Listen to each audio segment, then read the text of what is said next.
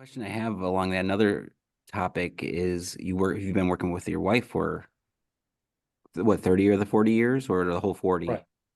We've been married for 38 years, and God, she started working with me in the business when our second child was born.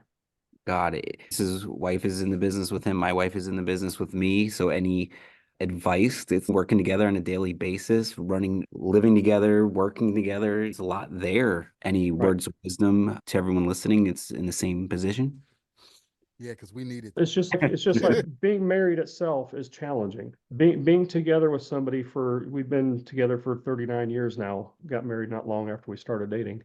But just every relationship has its ups and downs. The number one thing is whether it's the business partner or your tradesman or your wife or your spouse or your significant other is communication.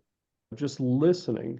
And the key to listening is to actually be present when they are talking, which means you're not looking at your phone, you're not looking at the football game on TV, you're looking them in the eye and listening to what they're saying and hearing what they're saying. And when somebody else is talking, you shut up and listen.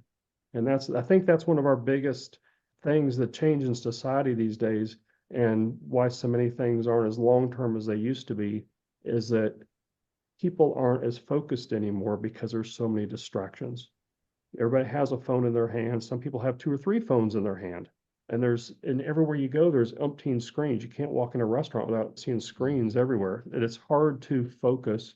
It's hard to have business meetings in a restaurant because there's so many distractions around you. It's hard to listen. It's hard to hear what the other person's saying. That's my key to long-term business partnerships, long-term marriages, good relationships with your children, is listening to each other.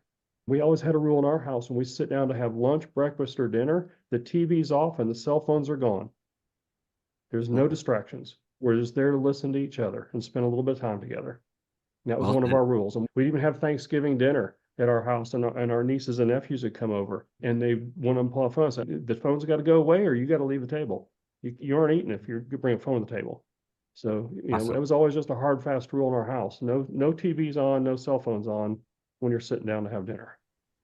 Awesome. Good. It's It's good. communication time. Yep. So true.